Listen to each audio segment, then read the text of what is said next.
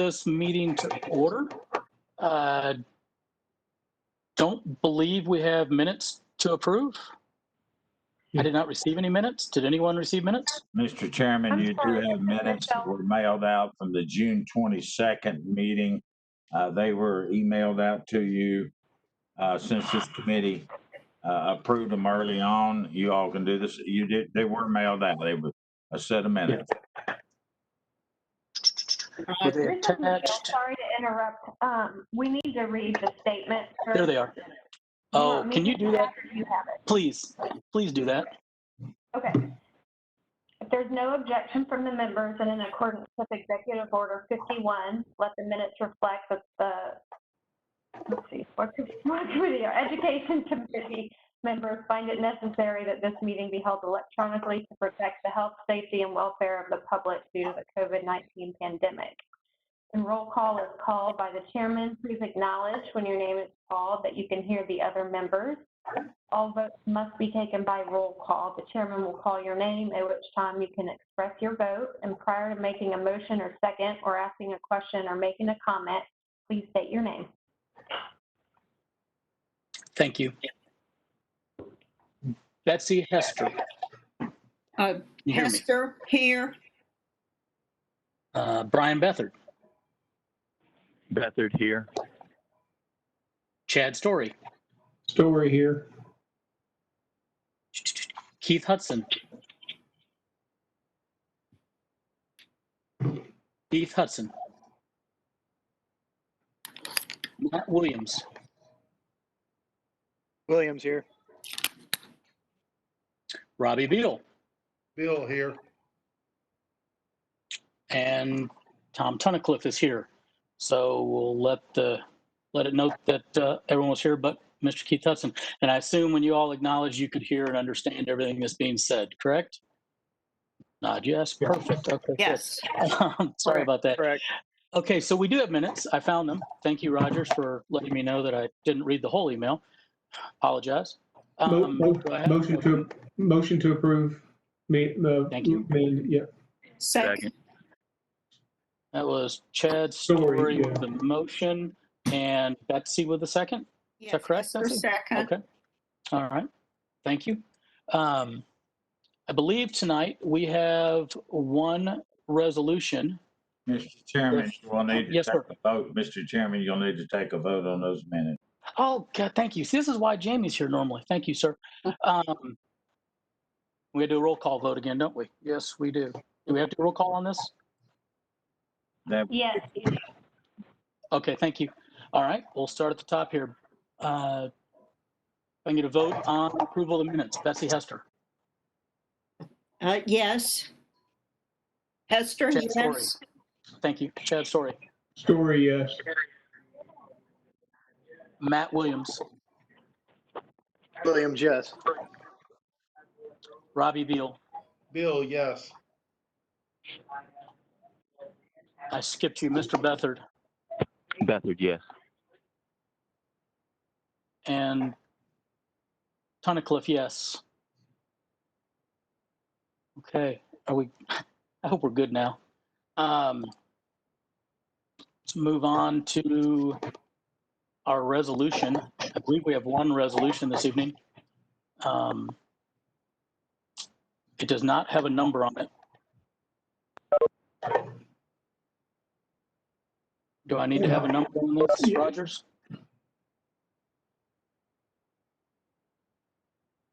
Jeff, it Mr. Chairman. 9-20-1. It's 9-20-1. 9-20-1. And Story will make a motion. Okay, do I have a second? Bethard, second. I guess I ought to read it now.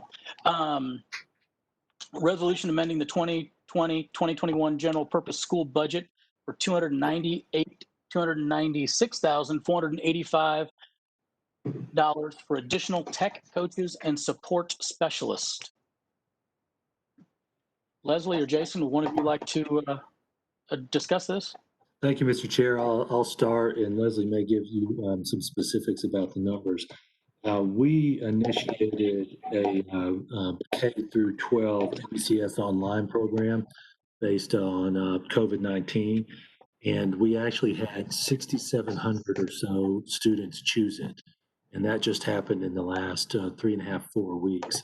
And we had originally had in our proposed budget that never actually made it to the commission, one additional technology coach just for our existing plan, but we determined based on where we were with budget not to include that.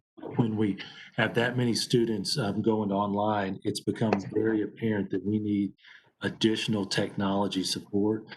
Just to be blunt, we can't answer the questions in the time it takes, and so we're making this request for 2 tech coaches and 2 support people for that work so that we can serve those students who've gone online.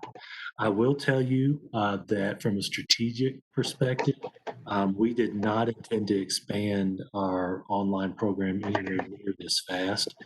We have a program that's just starting its 3rd year for high school students, and it's been fairly limited with really just 3 full-time teachers plus some teachers on supplement. But when you expand the scope that greatly that fast, we just aren't equipped with our technology support.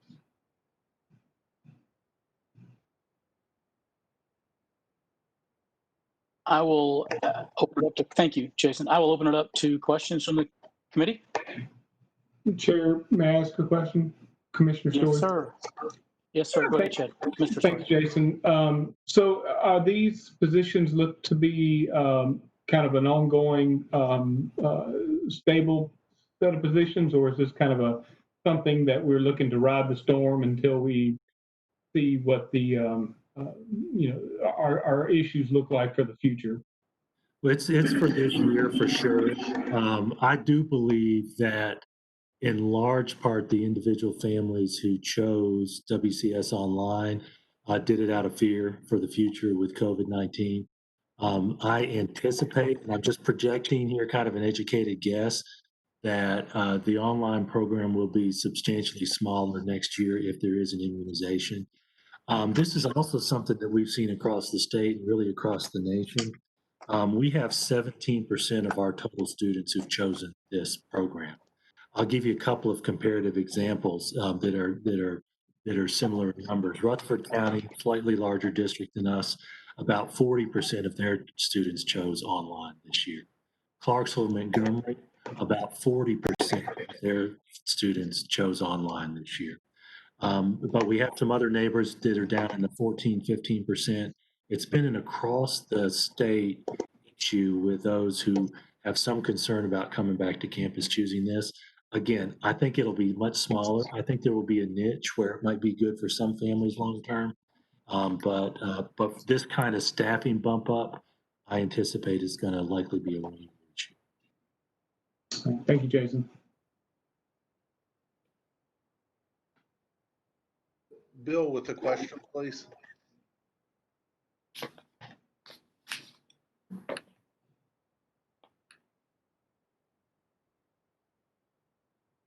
Lord. Who was asking a question? I'm sorry. Bill, if you Mr. don't Beal? mind. Yeah, go ahead, sir. Jason, I'm so sorry. You kind of cut out on me, and again, maybe I just wasn't understanding the response to Commissioner Stories. But one more time, do you anticipate these being a permanent position, or just as long as COVID can go, or you don't? I anticipate that this volume is going to be for 1 year. I don't think we're gonna. It's going to depend on enrollment. But my educated guess, based on what we've experiencing, is that we'll be able to cut this back, and some of these teachers may be able to go back to the classroom next year. Go ahead. Is this something that we need to? Is this something that we need to review, or is this just something that we're going to trust the school system, which is fine. You know, I have no problem with that. But is this something that we just trust the school system that if there isn't the need next year, hopefully, that you'll terminate this position and use the money elsewhere, or won't ask for as much? What's the protocol? I think that's a good question. We present a position control report every year. And if it's long term, I'll tell you what, I'll jot myself a note to remind you of this next year, regardless on the position control report.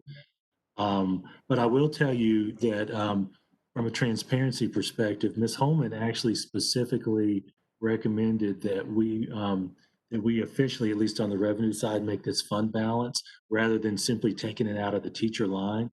We've had some students, some families choose homeschool more than normal this year for obvious reasons.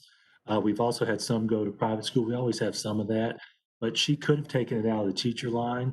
But her recommendation was, for transparency purposes, to pull it out of fund balance, knowing that the bottom line's the same. But we were trying to make it clear to you all that we didn't intend to pull this long term.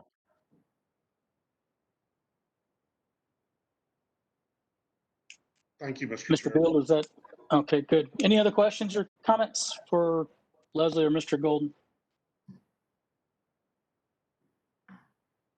Hearing none, we can call this for a vote.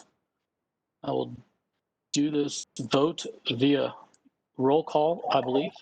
I need to find my list again. I apologize. Here we go. We'll start yay or nay. Ms. Betsy Hester. Excuse me, Hester, yes. Commissioner Beathard. Beathard, yes. Commissioner Story.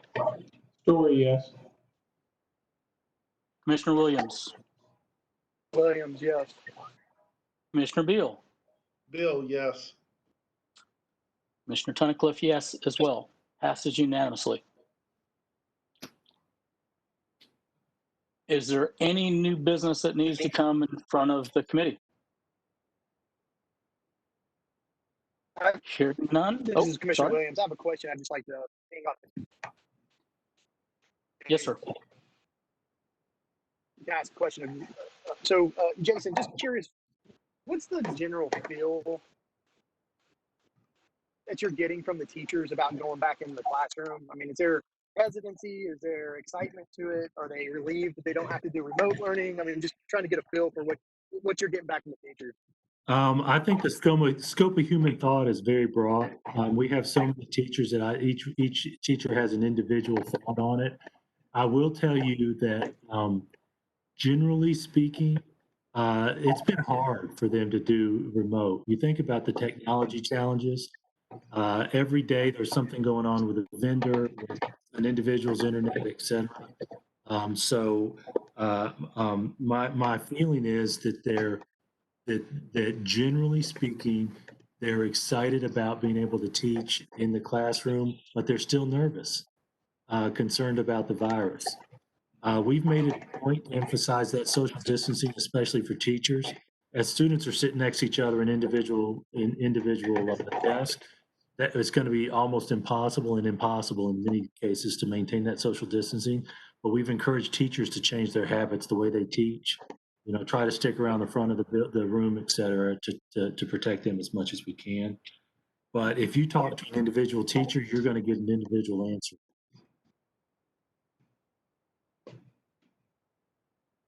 Follow-up question.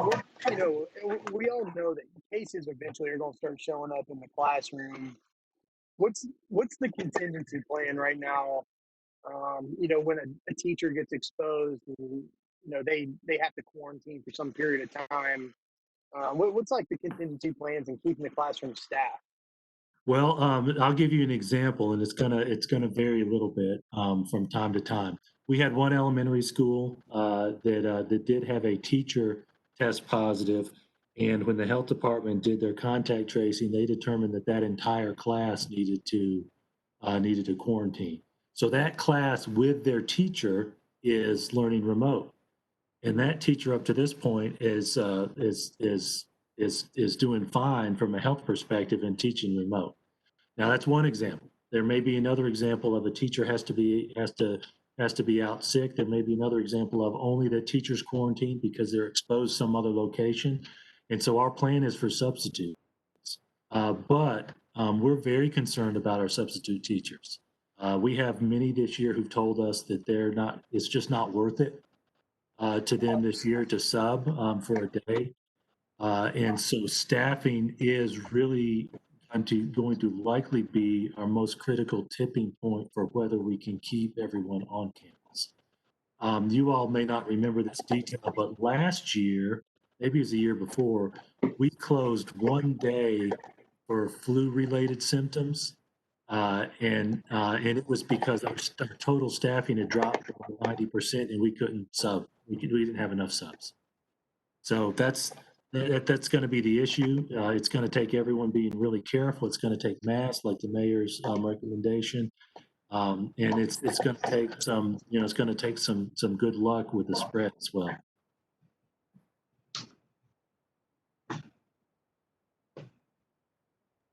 Commissioner Williams, is that everything? Yeah, I heard most of it.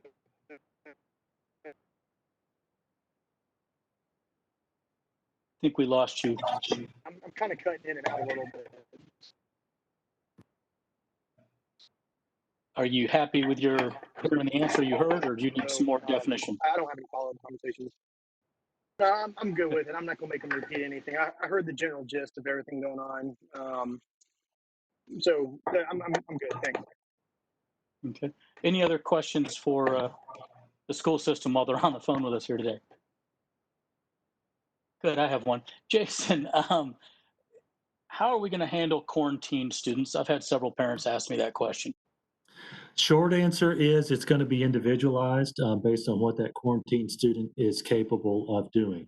So it's going to include teachers recording their lessons if a student can't participate directly, so that they can do it asynchronously on their own time.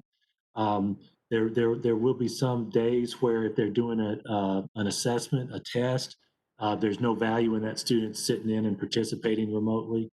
And so it really is going to be individualized based on the quarantine if it is a student or a small group of students who need to be out. We actually met this afternoon kind of finalizing those plans. Those of you who are familiar with special education know about individualized education plans.